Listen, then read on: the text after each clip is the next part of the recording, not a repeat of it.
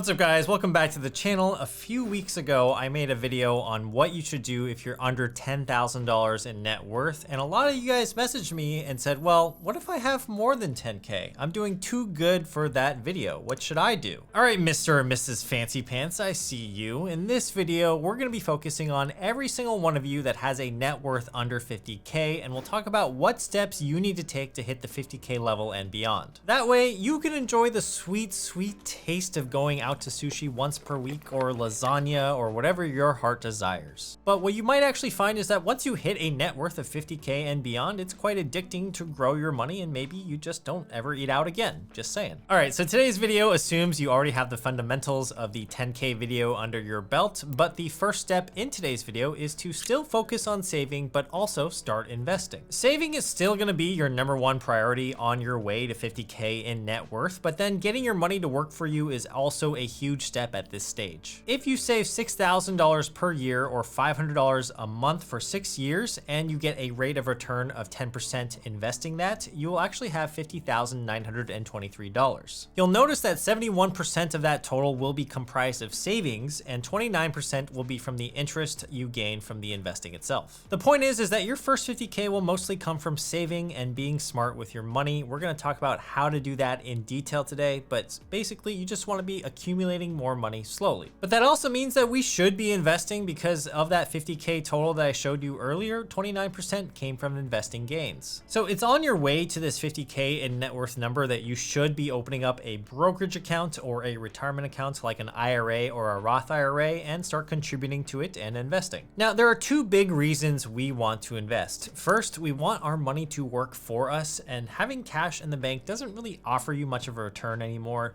So for example, your typical big banks like Chase or Wells Fargo will offer you typically an interest rate of 0.01% or maybe even up to 0.15% in your savings account. And the second reason is simply the concept of inflation. So the US has a central bank called the Federal Reserve, which dictates the monetary policy of the entire country. They have said publicly that they target a 2% inflation rate per year to keep the economy healthy, but as of recent, the inflation rates, as I'm sure you have heard in the news, have been pushing closer to 3 or 5% in the past year. That means if our money isn't earning between 3 to 5% per year, our money is losing value by just sitting in that said checking account that's not earning that much interest. So by investing our money, we are not only compounding our money and getting to that 50K net worth number as quickly as possible, we are also protecting the value of our money against inflationary pressures. Now, in terms of what to invest in to get that return, you can invest in a variety of things such as commodities like gold, or you can invest in collectible golf putters like this Scotty Cameron one that I have right here.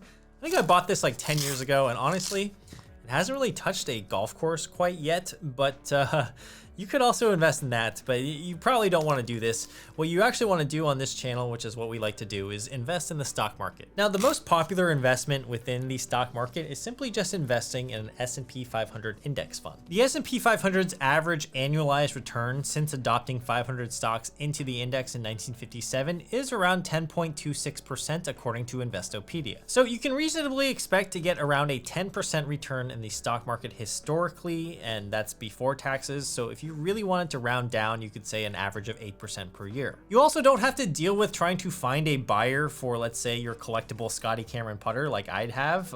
You can just buy and sell stocks on the open market, and it's very liquid and you can have access to that cash right away. Another great return on your time, smashing the subscribe button. I know a lot of you watch me but aren't subscribed, so I know it's just a vanity metric at this point, but I would still like to see you guys as a continued viewer on this channel. So make sure to subscribe and tick that notification bell because it means a lot to me. Now, besides investing and saving, the next thing that you can focus on at this level of net worth is specialization. This is where you're going to make more money and ultimately supercharge your net worth. And the way to do this is by specializing in something that not many other people can do. Cal Newport has a good book titled So Good They Can't Ignore You. And in it, he explains that those people that are at the top of every profession have actually spent years and decades on their craft. Now, while you don't have to dedicate your life to, say, open heart surgery or becoming the best physicist, think about some actionable steps in your day-to-day to get slightly more specialization in what you do already. For example, if you were currently, let's say, a registered nurse, you can take the steps required to become a nurse practitioner. And a nurse practitioner is just like a more advanced nurse who can do some things such as what the doctor does, such as write prescriptions and see patients on their own, and generally they tend to get paid way way more, around 30 to 40% more in terms of yearly salary compared to an RN. According to Cal Newport, passion follows skill, so he says that if you're in your mid-30s or 40s, he doesn't recommend just pursuing your passion because that could actually lead you astray. You could be passionate about, let's say, golf or photography like I am, but it doesn't mean that you should completely switch your career and become a golfer all of a sudden. I mean, while it does sound nice to go possibly tee it up every single day, it is also something that I haven't dedicated as much time to as other professionals out there, and I'm also worried that I did it for a job. I actually might lose my passion for the hobby. Instead, what Cal Newport encourages you to do is to think of ways that you can sharpen your skills while operating within your own zone of competence. And when you ultimately get better at something you're already decent at, passion can actually develop out of that. Now, whether we know it or not, I think we all have some advantages and expertise in something over another person.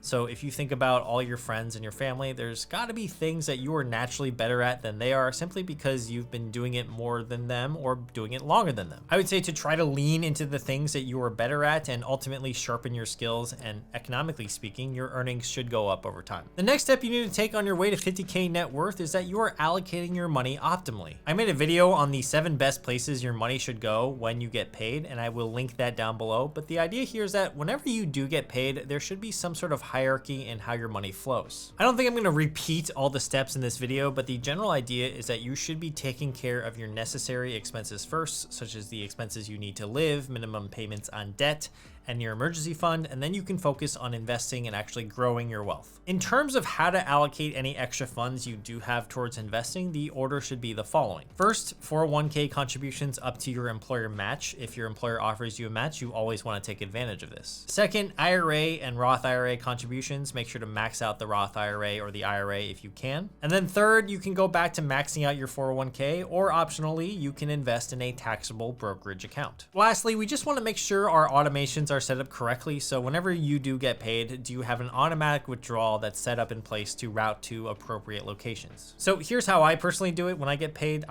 on the 21st of every month. And when that happens, the money gets deposited into my checking account. All the spending for the month will come out of that checking account. So that includes my bills, my necessities, and any discretionary spending. Then in my online banking, I will set up an automatic transfer that happens on the 22nd. It's just an extra day later to be safe, to move the portion of money I won't be spending into my savings account. It's a preset amount that I set aside every single month, and that just comes from knowing my monthly expenses quite intimately. So I set that money aside. It goes towards saving, it goes towards investing, and it's also money I set aside for taxes. Essentially, it's all the money that I don't need to spend this exact month on necessities or any impending bills. That way I have my checking account, which is the main place where I spend all my money, and then the savings account just acts as a hub for all of the type of money activities for my future self. I'd encourage you to set up your own type of automations tailored to your own situation. Now, along the same lines, another thing to focus on your way to 50K net worth is what you should be doing with any raises or bonuses you might receive. Whenever you get a raise, you want to be allocating at least half of that raise to your savings and investing. So for example, if you got a 5% raise at work this year, try contributing half of that, or 2.5% of that raise, towards your savings. That way you aren't allowing yourself to succumb to lifestyle inflation, because you're automatically setting aside half of that raise, and that's just one good way of how you can maintain your wealth. The average savings rate in the United States right now is about 3.6%, so we want to make sure that when we are on our way to 50K net worth, that our personal savings rate is hopefully at least double that, which is around 7 to 7.5%. Now, in fact, if you can get to 10% of your paycheck saved every month, you will actually make considerable strides towards growing your net worth, so I really do hope that you take that part seriously. Now, there is something called the 1% rule that I like to abide by on the way to 50K net worth and beyond. Now, if you watch the first video in this series, I believe the rule was the 2% rule, but for this video, it's the 1% rule. It states that you should think twice about any discretionary purchase that is more than 1% of your net worth. So if you're worth about $20,000 as of this video today, think about any purchase that costs you more than $200. That's going to be more than 1% of your net worth, and you should really consider if you should buy that thing or not. So what do I mean by delay? You might want to sleep on that purchase, or maybe even wait a full week or a full month just to figure out if you actually need that item or not. If you go 1 month and you still want that item, at least you went through the process and know that it's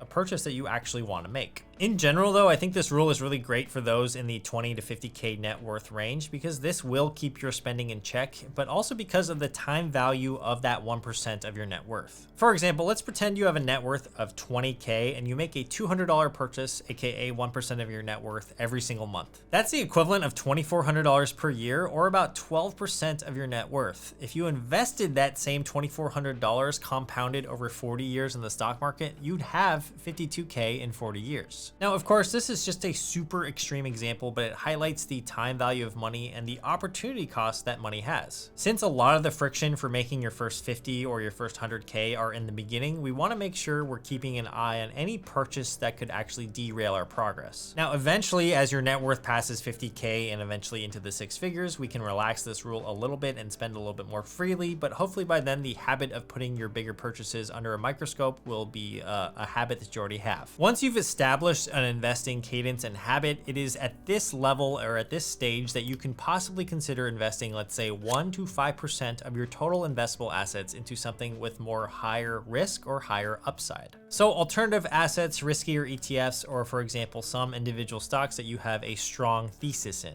The idea here is that you are diversifying your portfolio, and by having a very small percentage, I want to emphasize, very small percentage of your portfolio in a riskier asset, you could get a boost into increasing your net worth. Now, I do want to make a distinction between choosing a riskier asset and straight up speculation or gambling. When I think of speculation, I think of penny stocks that promise high, huge returns, or an altcoin cryptocurrency that has less than $10 million in market capitalization. That would be speculation and gambling. I'm not talking about that. I'm simply talking about having 1 to 5% of your portfolio in something like a more aggressive ETF like QQQ, which some people on this channel don't even think is aggressive. You could also put 1% of your portfolio in, say, Google stock. I don't know why I said Google in particular, but it's still a reputable company with a pretty large market cap. Again, that last point is very optional, and you don't want to get into a slippery slope with investing in higher risk things, because all of a sudden, if your entire portfolio is high risk, you could actually lose your progress on your way to 50K in net worth. All right, guys, I hope that this video was helpful. Let me know in the comments if you have anything else that the community should focus on when going for their first 50K net worth. On the screen, I will put up the next video in my net worth series right here, and I do hope to see you guys in that video or a future video on the channel. Thank you for being here. Make sure to subscribe.